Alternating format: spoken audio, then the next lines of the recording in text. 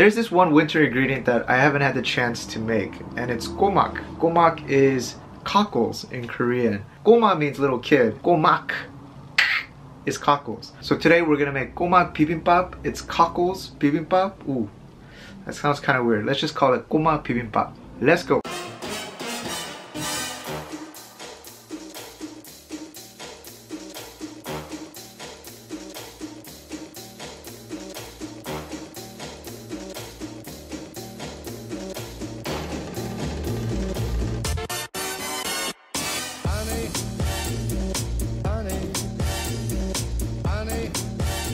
So what exactly is blood cockles? Well, let's take a look. Don't they sound so dangerous? They're called blood cockles because if you open them up, they have this like red hemoglobin inside of their tissue.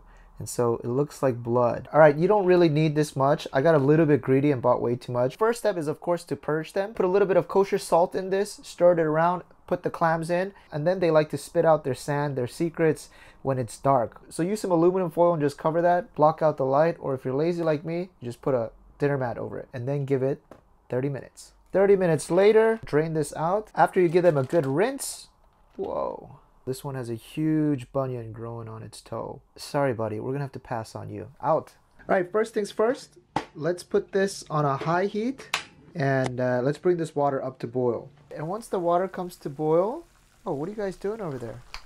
Cut it out. Put in our cockles. Cook these guys until they slightly start to open their mouths. I would recommend boiling for 3 minutes, maybe 3.5. Just keep an eye on it.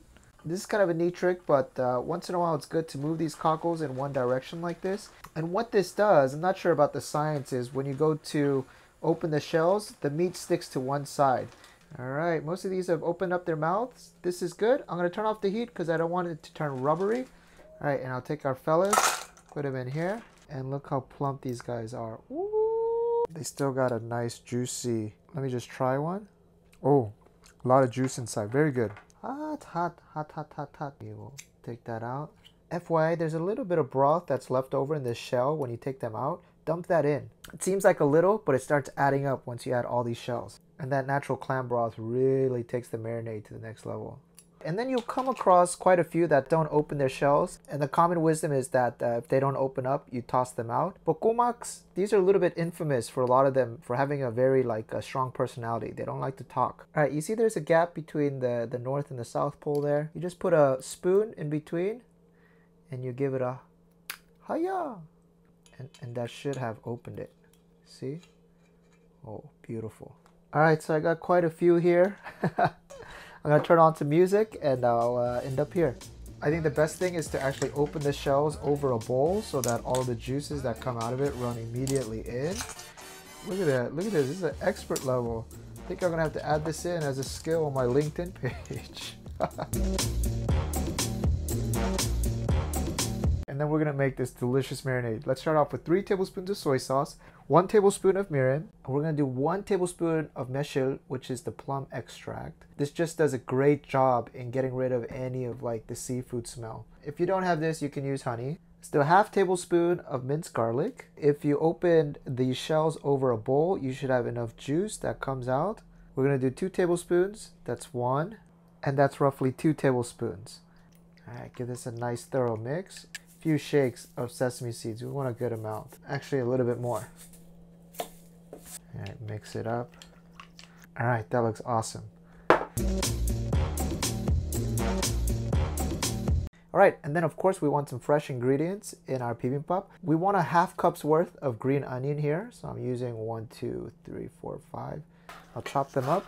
And then I have 2 chili peppers. This just adds a nice kick to the bibimbap. I'm gonna slice these very thin.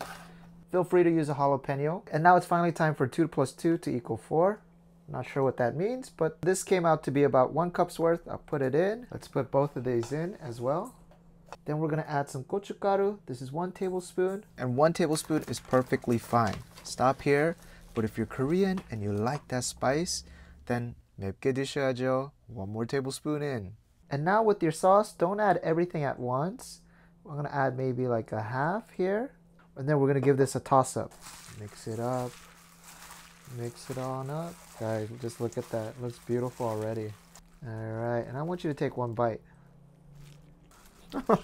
Wonderful.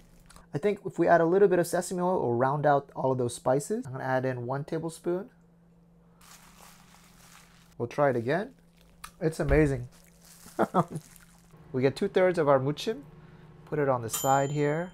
Oh, that's the rice. That's ready. All right, and then with the 1/3 that you have saved, we're gonna put in some rice. This is 1 cup. We're gonna do a 2-person serving, so I think 1.5 cups should be good. So let me just put another half. That's another half. Good. And then we're gonna mix it up in this leftover marinade. Yeah, that's the genius of this dish. Then just a little bit more sesame oil. All right. Then I want you to try this bibimbap. It's slightly bland, so I have this leftover that soy sauce. I'm gonna mix that in just a little bit. Mix this up one more time. Come back over and then lay your rice down. Drizzle a little bit of fresh green onions over a little bit more of some sesame seeds. And there it is, guys. Wow. I just want to show you up close. On the left side, you got your mixed rice with the kkomak there. You get hints of pepper. And on the right side, you got the muchim itself. So here, just beautiful. Just beautiful. So this dish actually has been quite popular at Korean malls. So if you go to department stores, they sell a lot of premium foods on the basement floor. And this was one of the highlight dishes in the past year. Of course, there's a huge portion. You want to cut this in the middle. Bottom part for me, up part for you. Allow me to jump in. Oh gosh. And then a fresh kkomak piece right there. Oh my gosh. Oh, those kkomaks are so good. That sauce is so good. I love the spice of this right now. You know, now I understand why there was such a big line at the malls for this. I never had the patience to wait in line to eat some kkomak, some blood cockles. But when you try it, there's none of that seafood smell or anything. There's that joy of chewing and that texture is really nice. So if you want to try this, the next time you're at a beach, it's all serene, people are sunbathing, everyone's relaxed. You go look for some rocks, you see some cockles on it, go grab a bucket, go grab your little brother, and you start plucking them off. That's the Korean way to do it. Honey, honey.